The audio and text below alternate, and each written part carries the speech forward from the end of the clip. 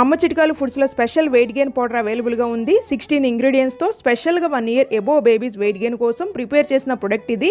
అమ్మ చిట్కాలు ఫుడ్స్లో తయారయ్యే ఏ ప్రొడక్ట్ అయినా చాలా హైజెనిక్గా ప్రిపేర్ చేస్తాను.